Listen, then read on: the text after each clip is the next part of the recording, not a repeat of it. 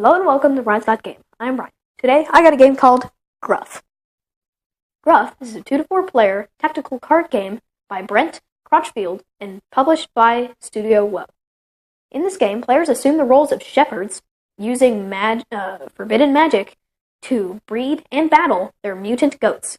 These goats have different amounts of fat, mean, and weird to take out the competition. So let's check it out, and I'll show you how to increase your shepherd's level of crazy, how to activate a Gruff to get special bonuses, how to master goats like Bubbles, Grinder, and Old Darby in Gruff. To set up, each player gets a shepherd. So we're going to play with Grimwood and Gristle shepherds. So on a shepherd, it has its special ability, its life, and its crazy, and a picture, and its name up here. So you place these really cool plastic sliders on the bubble areas. Like so. So this is this player's. And then this player would also have one. And then there are a lot more shepherds in here in the box for a lot of different variability, so you can, every time you play is different. Okay, so then each player gets 3 goats. Gruff. They get 3 Gruff. So these ones are goats, and they're sorted with their cards, with their names. Then in front of them are their cards. So so each player gets 3.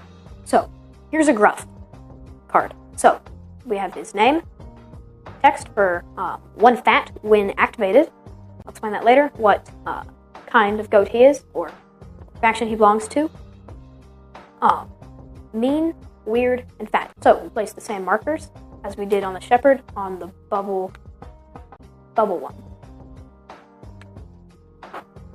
Like so. So that player is that. Now, there are 24 cards for that character. Oh, Gruff. You pick 8 of these for them.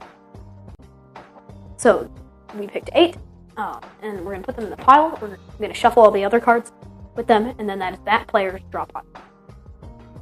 Each player gets 3 Gruffs, and then sets aside 8 cards for each Gruff.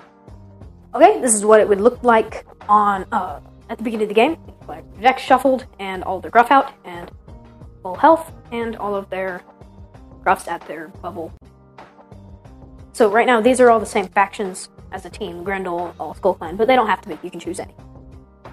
I have this mat here. It is sold separately, and I'm just going to reset this on the mat. Okay, as the mat outlines, so we have the draw area and the discard area for both sides. By the way, it has really awesome art on the mat. And then it has the activate areas and the attacking areas. I'll explain more of that later. Then everybody begins by drawing 5 cards for their hand. You are now ready to begin. Okay, so here is a play rate. Card types, I'll explain those later, and turn order. So the beginning is the cleanup phase. So you get to resolve all the attacks and remove your conditions from play. If all of your Gruffs are exhausted or dead, refresh your team. Then draw a card, then activate a Gruff, then play cards, then tactical action. Move, attack, grow, or resurrect. I'll explain those later. So, on your first turn, you don't use cleanup because nobody has attacked yet. So then is the draw card, so you draw a card. Unless you are the first player, you don't draw a card on your first turn. So, then you get to activate a Gruff. So, he is going to activate this Gruff. It says plus 1 fat when activated. So, right here. So that means he gains a fat since he was activated. Fat is defense. Weird. Then you look at the weird, and it gives you crazy for your shepherd, depending on how weird your goat is, Gruff is. Then you get to play cards. So, playing cards is very, very important because when you're playing cards, you can play as many cards as you want as long as their combined value is equal to or less than your crazy. So, right now this player can only play 0 or 1 cards. So here's a 1 card. Now they don't have to play it. And this one says, return any mutation or condition card in play to its owner's hand. Well, there aren't any, so just not get to play any cards. Then tactical action. So you can either move a Gruff, which means you swap it with one of the ones touching it. You can attack, which means you place it up like this, and then on the next player's cleanup, on your next cleanup phase, on your next turn, you get to resolve the attack. You can grow, which means up one of your attributes, whichever one you want, mean, weird, or fat. And resurrect, which means you can take a dead Gruff and bring it back. I'll explain that later. So this player is going to attack. Now, the next player's turn. So they take cards and clean up. Nope, it's the first turn, so they draw a card. So now they activate a Gruff. So he's going to activate this Gruff. So this is +1 weird when a shepherd takes damage. So any shepherd. So that doesn't help, and loses 2 fat when moved. Is that one. So he's going to activate this one. So the weird is 2. So Grimwood gains 2 weird. Crazy. And then he can play cards. Okay, so this player is going to play this card. Rip space. When this card is played, your shepherd takes 1 damage. Reposition your Gruffs in any order. Now, this one is 0, so no matter what, if you play a card, it doesn't lower your crazy. You just have to have that much crazy to play the card. So if I had 8 crazy, I wouldn't have to take it down the amount of crazy needed here. So, this shepherd takes 1 damage, because it says so on the card.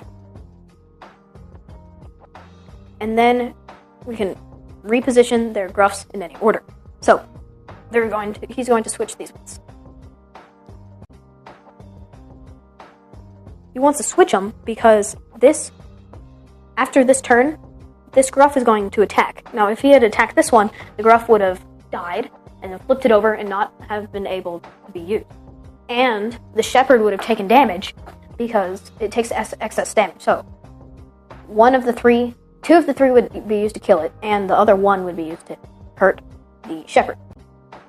So the shepherd took damage, so this Gruff gets 1 weird, and he repositioned those. So he places the card in the discard pile since it's a check mark. That means after you play it, it goes away. Now it's this player's turn. So first phase is cleanup. So this Gruff attacks. So he attacks for 3, and doesn't spend mean, but this player spends 3 fat. Good thing he'd switched. Otherwise, this one would have died, and then 1 damage to there. And then this moves back. Then he gets to activate a Gruff. Now, notice that I didn't flip this back over like the other ones, because after you activate it, you have to activate the other 2 before they all turn back. So if on this turn, he's going to activate this one. So now on his next turn, he has to activate this one.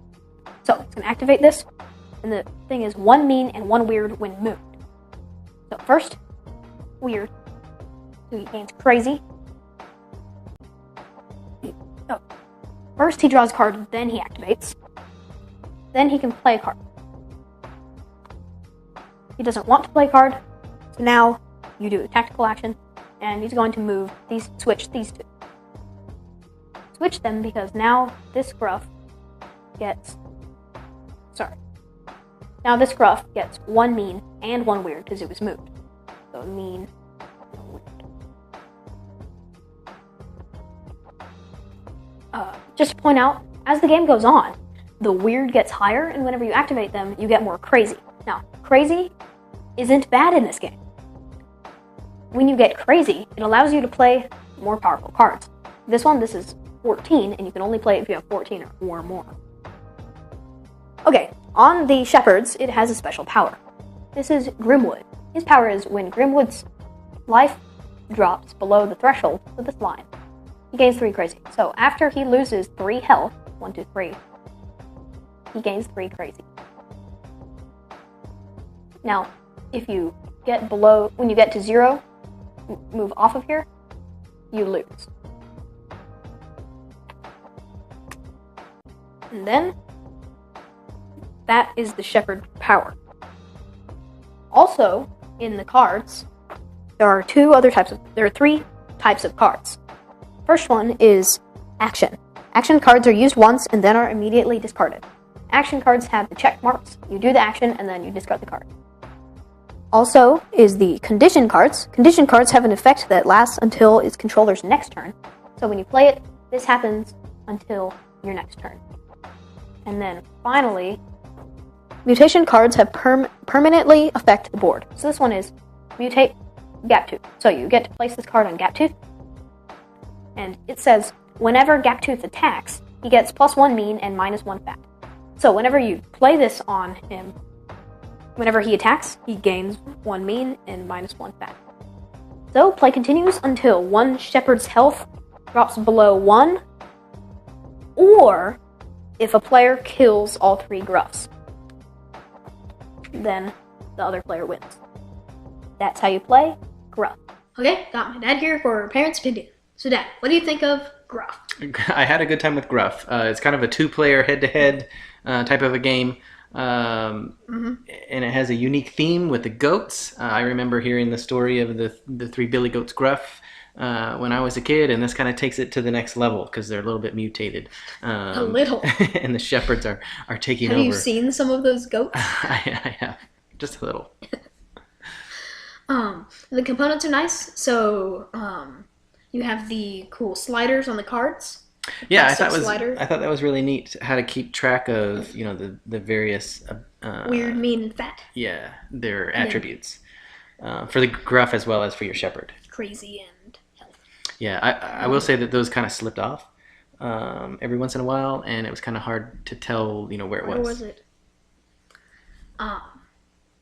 Artwork. So the box is awesome.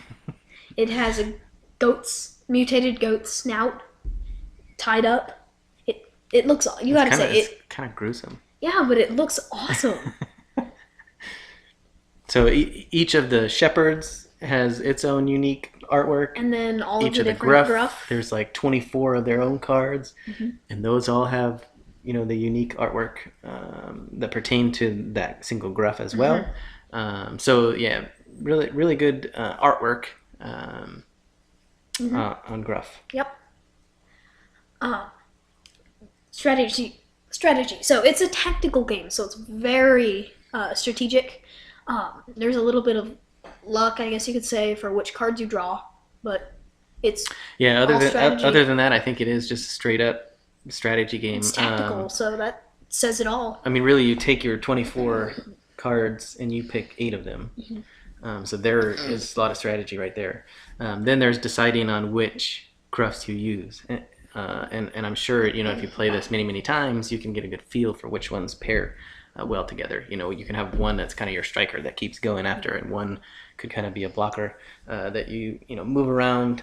And so I think over time you can get a really good feel about how to do that and really, know your Gruffs and which cards you're going to use. But you're right, the luck comes out. Which cards you draw. Yeah, there were several times where I drew a card. It was like, oh, I wish I had that card early in the game. Or I wish I had 30 crazy. Right. If you get one of those cards at the beginning of the game, you can't use it. You gotta wait. And I guess there's some other randomness, I guess, or luck involved when you're taking somebody's card. They could take that card that you've been saving the whole game, and your plans are foiled. So, but you're right, it's very tactical. Easier for kids, definitely older. Yeah, I think this is definitely one of those that would be middle school and up. I don't think the little ones would get this at all. And they might be scared by the box. Yeah, they'd probably just scream at the box and run away, and stay in their rooms for next couple weeks. Yeah, but if you're into those type of head-to-head, magic, or Pokemon, or those types of where you're playing against the person across from you, this one it has that feel. It's very similar. Overall, really great game. Nice components, awesome artwork, a lot of strategy. Easy for kids. Great game. Yep, I had a lot of fun with this one, especially with the mat. That helps. And the mat's helps cool.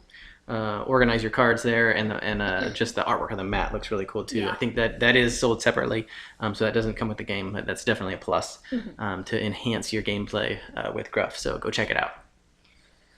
Thank you for watching Brian's Got Game. Please like us on our Facebook page, send us a tweet at Brian's Got Game.